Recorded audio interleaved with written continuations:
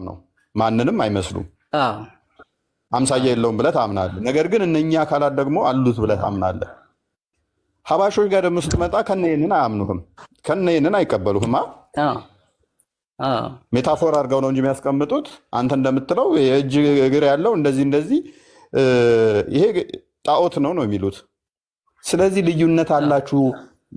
ያንን አንድ አምላክ ነው የምናመልከው ብትልም አንድ አምላክ ነው የምናመልከው ብትልም አንተ የሳልከው ምንድን ነው? እሱ እጅ እግር ያለው ያ እጅ እግሩ ግን ማንንም አይመስል ሰውንም ሌላ ፍጡርንም አይመስል የሚወርድ የሚወጣ ከአርሽ በላይ ያለ ብለህ ነው የምታመልከው። እነሱ ደግሞ እንደዛ ብለው አይደለም የሚያመልኩት። እንደዚህ የምትለውን አካል ይሄ አካል ጣዖት ነው ይሉታል።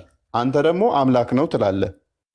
ሁለታችሁም ትክክል ከሆናችሁ ጣዖት ነህ የሚሉትም ትክክል ከሆኑ አንተም ትክክል ከሆንክ ኢማጅን አምላክ አንፌር የሆነ ጣዖት የሚሉትንም ገነት ይከታል እያልከኝ ነው። አንድ ኤግዛምፕል ወንድሜ፣ ከዛ ከተሳሳትኩ ይታርመኛል። እኔ ኤግዛምፕል ልስጥና ማለት ነው። ቀጥልሽ።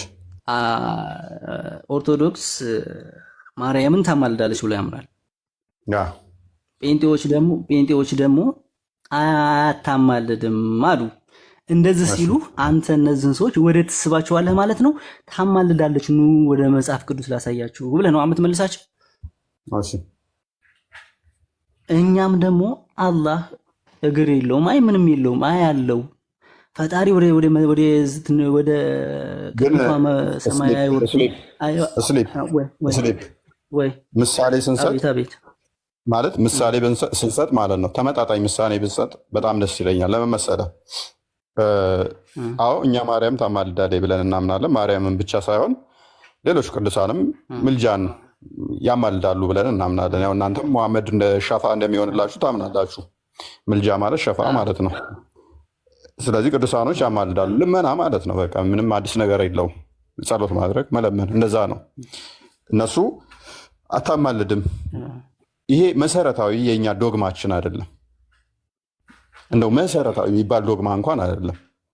አምላክ ላይ እያወራን በአምላክ ላይ ተለያይተ በለማኙ በሚለምነው አካል ላይ ኤግዛምፕል ማምጣት በጣም ትንሽ ልዩነት አለው። እናንተ የተለያያችሁት በሚለመነው አካል ላይ ነው፣ በሚለምኑት አካላት ላይ ሳይሆን በሚለመነው በዋናው ግንዱ ላይ ከተለያይተ በቅርንጫፎቹ ብትስማማ ምን ትርጉም አለው?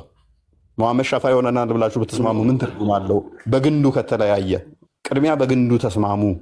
ምክንያቱም ክርስቶስ ላይ አምላክ ላይ ተለያይተ ከዛ ወዲያ ካሉ ቅርንጫፎቹ ጋር እንኳን ብትስማማው ብዙም ቫልዩ የለውም ማለት ነው። እያልኩ ያለው ገብተዋል። ዋናው ግንዱ ላይ ተለያይታችኋል እናንተ እያልኩ ነው።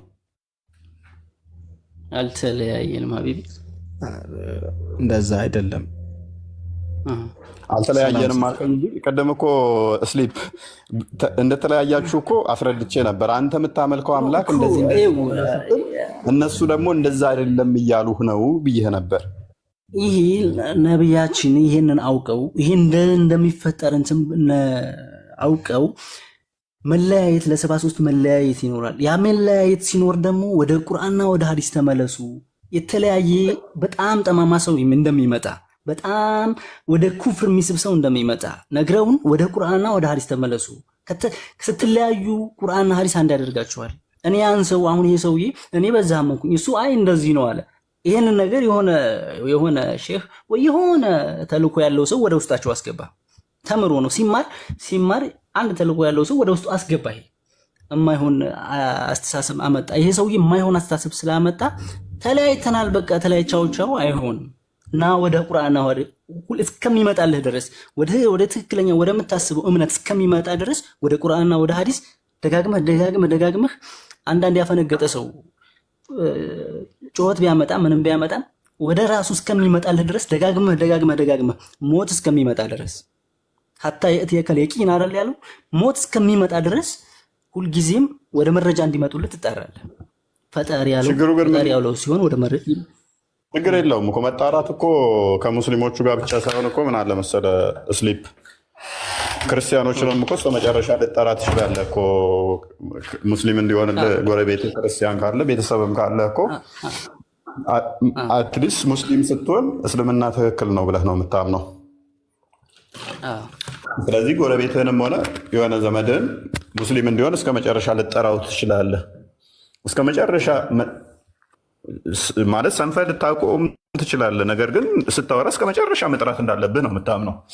እስከ መጨረሻ አትሊስት እሱም እስከሚሞት ወይ አንተም እስከምትሞት በህይወት እስካለ ማለት ነው ያድናል ብለህ ስላሰብክ እሱንም ማዳን ስለምትፈልግ ማለት ነው። ችግሩ ግን ምንድነው? እሱ ይሄ ለእስልምና ብቻ አይደለም፣ እዛ ውስጥ ላሉት ብቻ ሳይሆን የሚሰራው ለሌሎቹም ይሰራል። ለሌሎቹም ከሰራ ደግሞ እንደ ስፔሻል አድርገህ አታቀርበውም። አብረህ ደግሞ እንድታመልክ አያደርግህም። ምክንያቱም የአንተ አምላክና የኔ አምላክ ተለያይቷል እኮ። አሁን ልክ እኛና እናንተ እንደተለያየ ነው። ሚስ አንደርስታንድ አላህን እኮ አልካዱት። ሚስ አንደርስታንድ አለ እንጂ በመረዳት ላይ ሚስ አንደርስታንድ አለ እንጂ አላህ እኮ አለ፣ ነብዩ አለ፣ ሶላት ግድ ነው፣ ሀጅ ግድ ነው፣ ዘካ ግድ ነው፣ ሁሉ ነገር አምኗል። ግን ሚስ አንደርስታንድ መሀል ላይ አለ። ያ ሚስ አንደርስታንድ ደግሞ የምትቀርፈው በምንድን ነው?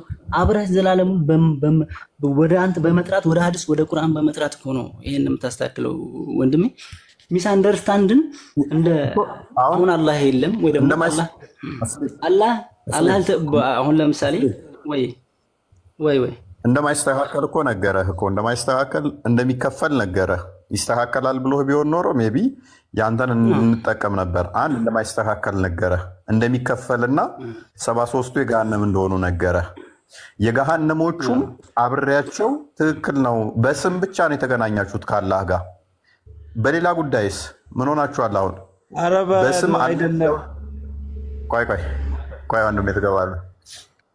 በስም ብቻ ነው የተገናኛችሁት አይደለም አልከኝ። ለምሳሌ አንተ ምንድነህ ወንድማችን? እሺ አህለል ሱና ወል ጀማዓ። እኔ አህለል ሱና ወል ጀማዓ ያ ከጎንህ ያለው ነበር። አህለል ሱና ወል ጀማዓ። መልካም። ስለዚህ ምን አለ መሰለ፣ በአካሉ ላይ ከተለያየ በኋላ አሁን አንተ ምን ጠቀስክልኝ? አይ ነብዩም አለ፣ ሰላትን እንሰግዳለን፣ ስለዚህ ልዩነት የለንም አልክ። ሰላት የምትሰግደው ለማን ነው? ለአላህ እኮ ነው። አንተ ለሳልከው ባይምሮ ለሳልከው ትሰግዳለህ። ያኛው ደግሞ ባይምሮ ይሳለው አለ። በቂያማ ቀን የምታገኙት አለ አይደለ? በቂያማ ቀን በመታቁት ቅርጽ ይመጣል። ስለዚህ እዚህ መሀል ደግሞ እኔ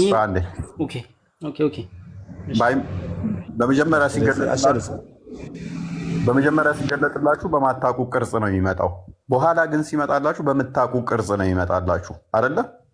ታውቀው ከሆነ አዲሱን እዚህ ላይ ተማምነን እንለፍ። ምን የቂያማ ቀን አላህ ሲመጣ በመጀመሪያ እኔ ጌታችሁ ነኝ ይላችኋል። አናቅም ከአንተ በአላህ እንጠበቅ ትሉታላችሁ። አላህን በምንድን ነው የምታውቁት ይላችኋል። በባቱ ትሉታላችሁ። ከዛ በኋላ በዛ ምልክት ደግሞ በምታውቁት ቅርጽ ይመጣል ይላል። በምታውቁት ማለት እንግዲህ አስቀድመህ በአይምሮ የሳልከው አለ። አንተ የሳልከው ከአርሽ በላይ ያለ እጅግር ያለው፣ ያ ግን እጅግሩ የማንንም የማይመስል ነው። ሌላኛው ወንድምህ የሳለው ደግሞ የሚያውቀው እጅግር የሌለው በቦታ የማይወሰን ነው። የሳልነው ራሱ ሁለታችን የተለያየ አካል ነው የሳልነው። ልብ በል። ይሄኛው ወንድም የሳለው እጅግር የሌለው አይን፣ እጅ፣ አፍንጫ ምናምን ምንም አካል የሌለው በአካል የማይገለጥ፣ አንተኛው ደግሞ የሳልከው በአካል የሚገለጥ። ስለዚህ እንዴት ነው እሱ አንድ ነው የምትለኝ?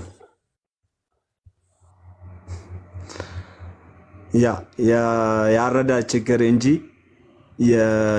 የቦታ ወይንም ደግሞ የስፈት ወይንም ደግሞ የባህሪ የጊዜ ለውጥ የሚመጣ በሚመጣ ነገር የሚቀየር ነገር የለውም። እነሱም ያሉት እኮ ላይ መውጣቱን ብቻ አራህማኑ አለል አርሽ እስተዋ የሚለውን እናንተ አንዳንድ ጊዜ ያው ከማወቅም ካለማወቅም ያረዳ ችግር ይኖራል።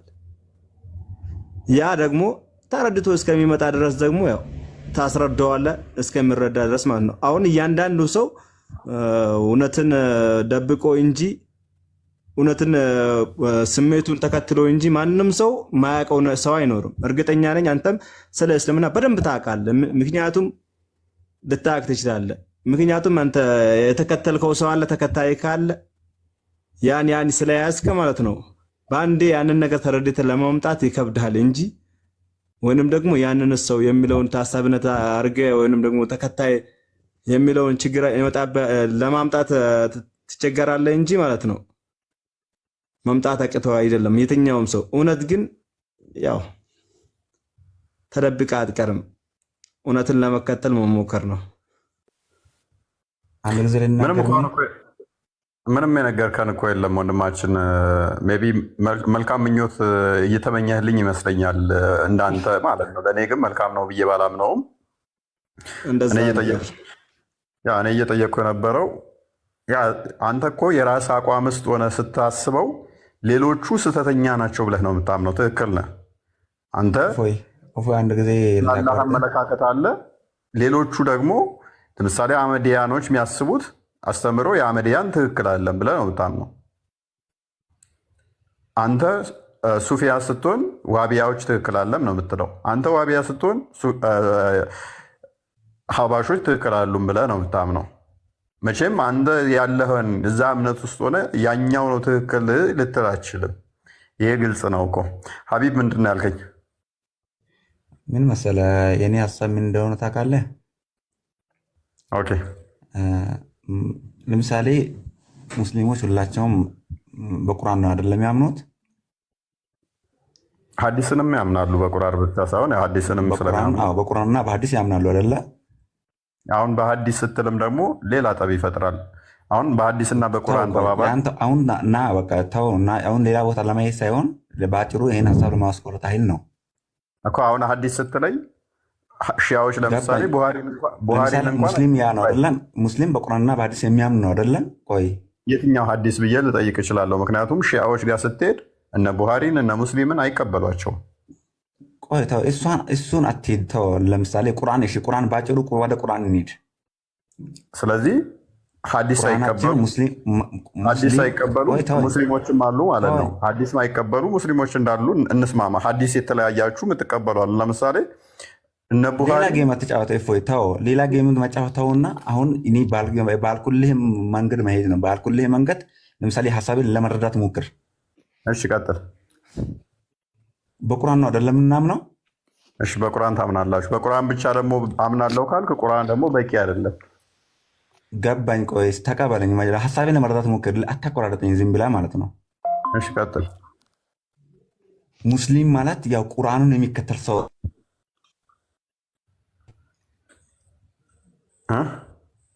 በቃ ሙስሊም ማለት ያ ቁርአኑ ነው። በቁርአኑን አንተ ለመረዳት ማለት አንተ በቃ የምትረዳው ሙስሊም መባልህን የምትረዳው ቁርአኑን ብቻ ተረዳ። በቃ ቁርአኑን ብቻ ተረዳ። ኢስላሞች የተከፋፈሉትን የተለያየ አይዲዮሎጂ የሚከተሉትን የሱ ሆነ ለአንተ የሚጠቅመህ ቁርአኑን ተረዳና በቁርአኑ ኮንቴክስት ሂድ። በቃ በቁርአኑ መመልከት ብቻ ሂድ። በቃ ሀቢብ